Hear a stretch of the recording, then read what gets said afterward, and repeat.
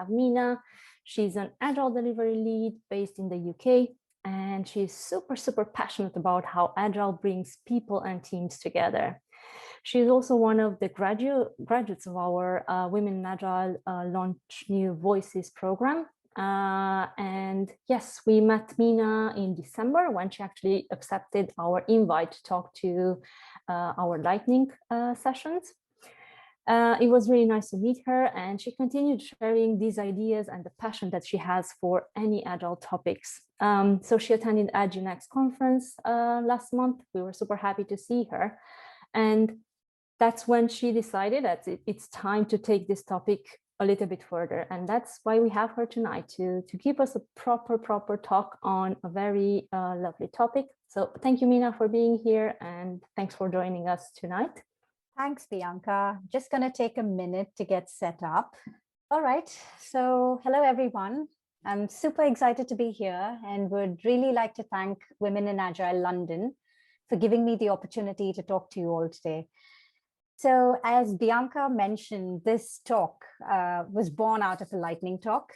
And I first gave this talk in the conference AgileNext, which happened, I think, a month or so ago. I only had 5 minutes then, and I had a lot of fun and the best time putting this talk together.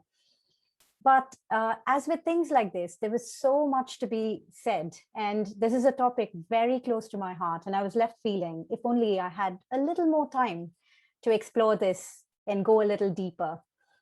So in a subsequent conversation with Bianca and Alex, we discussed the possibility of expanding out the same talk. And so here I am today. A quick introduction. I'm Meena. I'm an Agile coach, and I work for a startup called Aire. I'm a bit of a people watcher. And one of the things that really amazes me about all of us as people is this incredible depth of human diversity and the differences that make us unique. And then the experiences we bring through our rich lives to our teams and organizations. And so today, I'm going to take this opportunity to talk about one of those super important but extremely misunderstood dimensions of human diversity: introversion and extroversion. So I'd like to begin by narrating a personal story. A couple of years ago, I was on a school trip with my son. I found myself that morning in a bus full of noisy 5- and 6-year-olds, and we were all heading to Nando's. We were going to get a lesson on how to make burgers. So we got there, and the group leader tried to start the session up by asking a few warm-up questions. So she asked, "Why are you all here?" And first she asked, "Where are you all?" And they said Nando's. And then she said, "Why are you all here?" And the group chorused, "To make burgers." All through this, I noticed that my son was really quiet, and I made a mental note to ask him about it later. But just 10 minutes later, when the actual activity started, it was like watching a different person. He'd come out of himself. He was totally engaged, talking, laughing, asking questions. He was clearly enjoying himself. So later that evening, I found a moment and asked him, "Why were you so quiet this morning?" And he looked at me like I was mad. And he said, "Mommy, we were in Nando's to make burgers. What a silly question." His comment made me smile, but also gave me food for thought. Months later, I learned something that helped me understand why my son reacted the way he did on that day. So here goes. The psychologist Carl Jung coined the word introvert and extrovert to define personality types in existence. However, it is now thought that this is a continuum, and this is referred to as the introvert-extrovert spectrum. There are no pure introverts or extroverts, but where you sit on that spectrum is based on your sensitivity to the neurotransmitter dopamine. So what exactly is a neurotransmitter? Why is it important? And how is all this related to what we're talking about today? Neurotransmitters serve as chemical messengers. Your body makes them, and the nervous system uses it to send messages between neurons in different parts of the brain and body. The brain needs neurotransmitters to regulate many necessary functions like heart rate, breathing, moods, and motor functions. When neurotransmitters like dopamine, specifically dopamine, is released in large amounts, it creates feelings of reward and pleasure, which then motivates you to repeat a specific behavior again and again.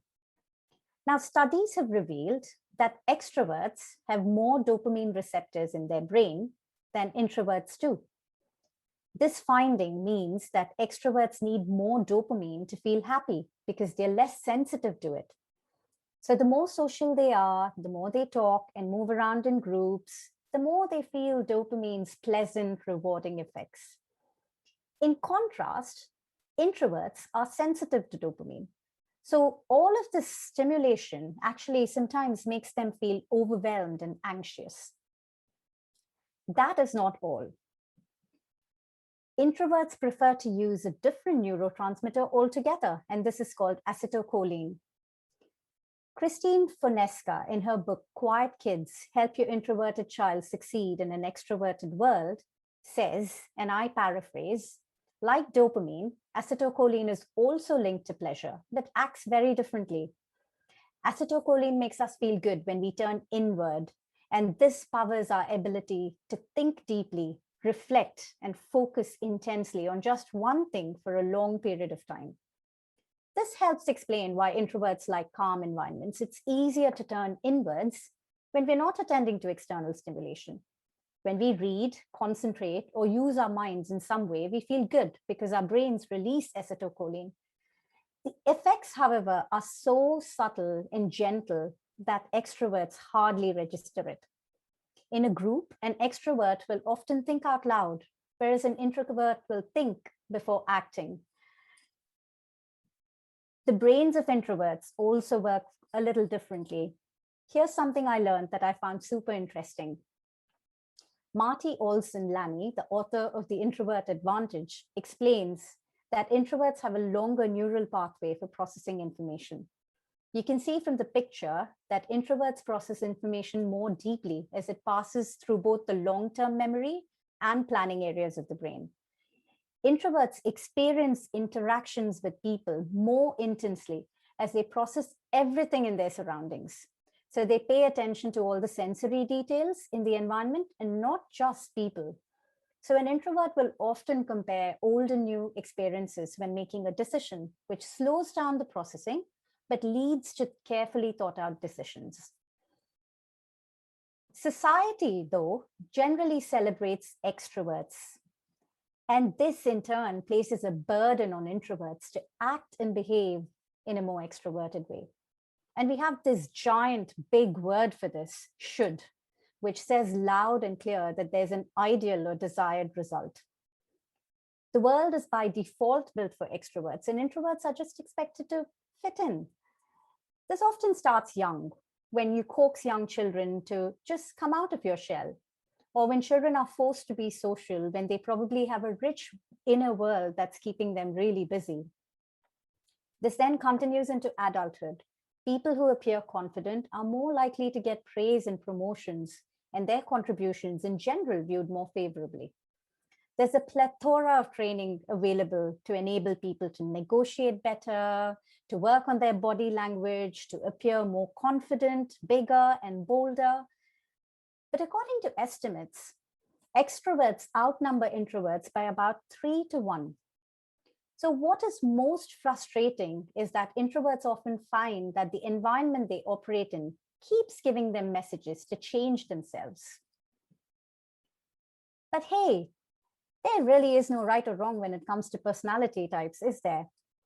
And what is sad is the collective loss of human potential. By forcing these deep thinkers and great listeners to come out of their shell, we're also asking them to put aside their natural superpowers and become someone else, become ordinary. And this is where society does injustice to those amazing introverts amongst us. Clearly that morning, I was guilty of the same. I expected my son to join the chorus of chirpy voices, but he in turn helped me learn that participation can come in many forms. What's more, This pervasive thinking has resulted in many myths and negative stereotypes around introversion. Being introverted is not the same as being shy or being antisocial. Shyness is born out of fear of social interaction and can be overcome. However, introversion is just how people respond to stimulation and is very different. Introverts do appreciate being around people to whom they're close. They find engaging in small talk tedious, but they can enjoy having deep, meaningful conversations with others. You cannot change the introvert brain, but in the next slide, you will see pictures of some amazing introverts who've gone on to change the world. What can you do to draw those quiet voices out in the groups that you are part of? Become an introvert ally. If you're an extrovert, first recognize that you have privilege. Macintosh describes privilege as an invisible knapsack of provisions that one counts on each day, but which are largely invisible and unacknowledged. Those who enjoy a privileged position may not be aware of it. On the other hand, those lacking it will be painfully aware of it and notice it. So from open plan offices to meetings that are often structured in a way that makes it difficult for introverts to contribute, there are a lot of things that extroverts just take for granted. Introverts frequently have to act more extroverted if they want to survive. In my opinion, this is extrovert privilege, and the cognitive load that results from people just trying to fit in has enormous implications to their productivity, happiness, and overall well-being. But awareness alone is a powerful thing.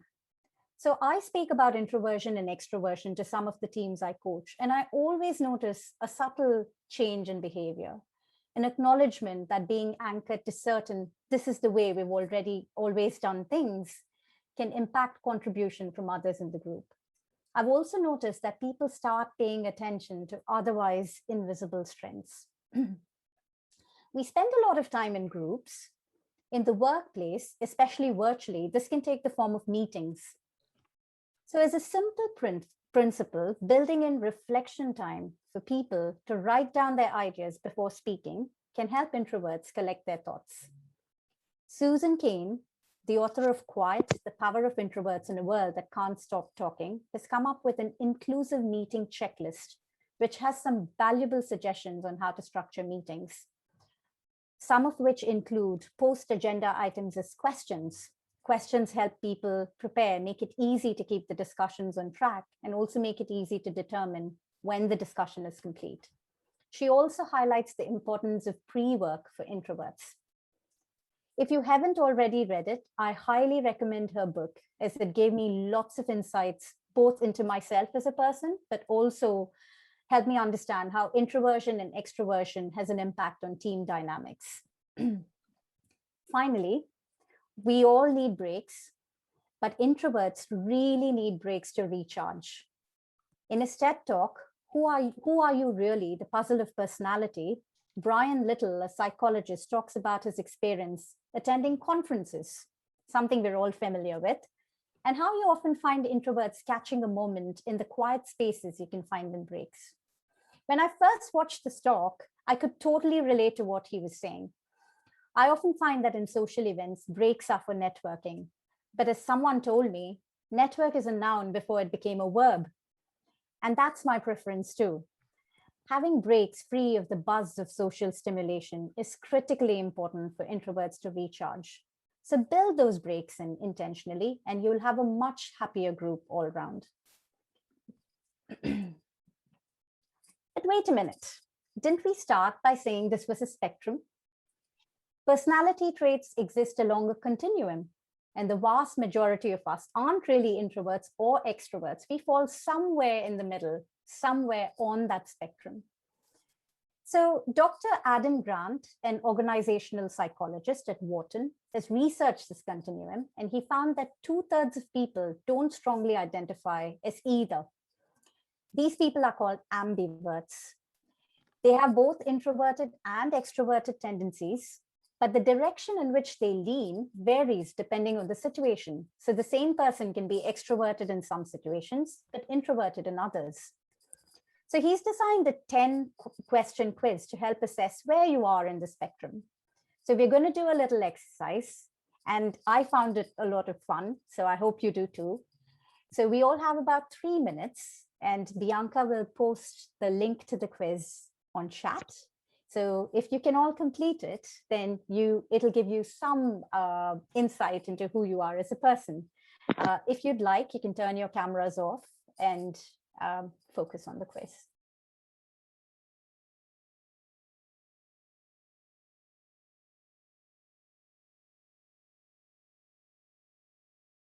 Okay, there's several quizzes like this. Susan Cain, who's the author of Quiet, she has a 20-question quiz, which I've done. There's also the Myers-Briggs assessment, which is slightly more detailed. And if you want to do that has some fun information as well. But given what I've just said, the thing that helped me most was actually paying attention to how I respond to situations, and specifically thinking about what kinds of experiences energize me and what kinds of experiences drain me. Once you identify this, take time to replenish your energy levels. This is important for your well-being, and it's not a flaw. This might look different to different people based on where you are on the spectrum. So schedule time between your meetings or plan a rest after a networking event to ensure you recover. Talking about myself, I love talking to people, but more in small groups than large gatherings. I love deep conversations. When I'm tired, being alone in nature re-energizes me. Small talk can sometimes tire me. I can be very social though, like at this very moment, I enjoy giving this talk to you all and being part of this big group. But there are other times when I like nothing better than being lost in a book.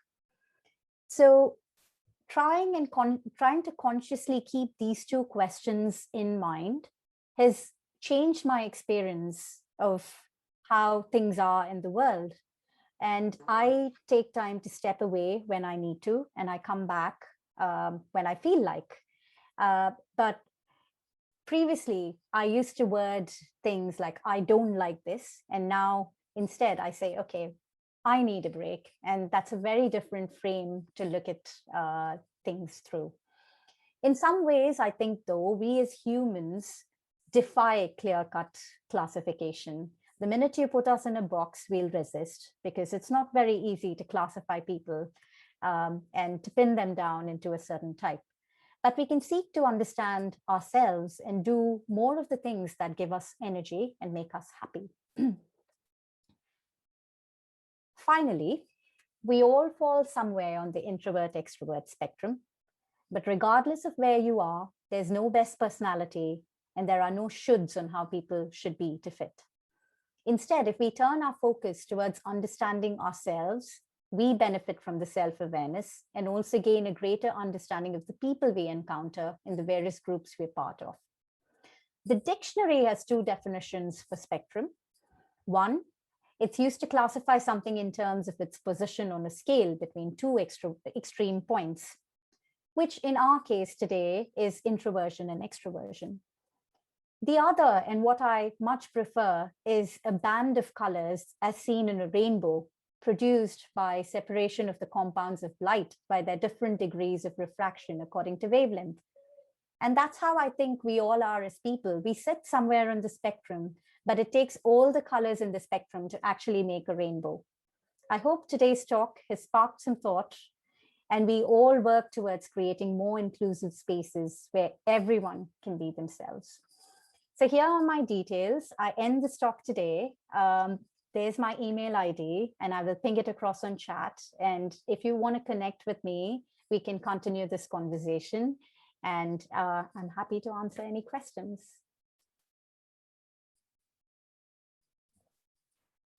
Thank you so much, Meena. Thank you. This was really, really interesting. Definitely something to learn from. And I think Alex has been typing all the books that you mentioned.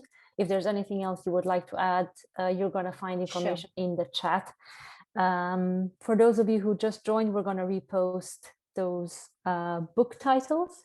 Thank you very much, Meena, for doing this for us. Gonna quickly share my screen again. Just a little bit of a recap in case you are interested to speak at one of the sessions that we usually hold, or if you want to invite friends to this, it's super easy. You can reach out to us on all those social medias that we're going to share again at the end. This is something that we used to do. Hopefully we're going to get back to normal at some point, and we could ask your employee to actually host one of our events. But in the meantime, we're going to host these on Zoom.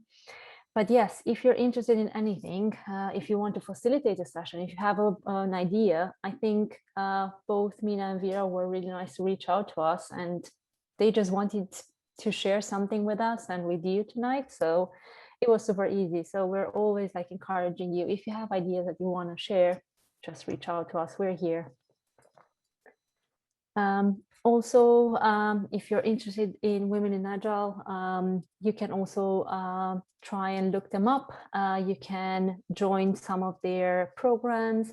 You can speak or mentor. As I mentioned at the beginning, both Meena and Vera were part of the Launching New Voices, which is one of the programs that our mothership runs.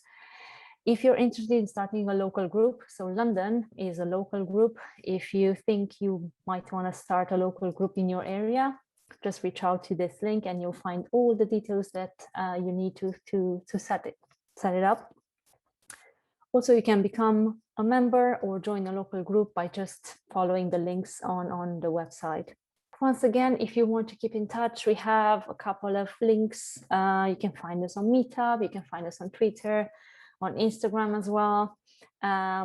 All our videos are usually published after the talks. You can find them on our YouTube channel. So yes, share the love if you liked what you've seen tonight, and do reach out to us whenever you have something to talk to us about.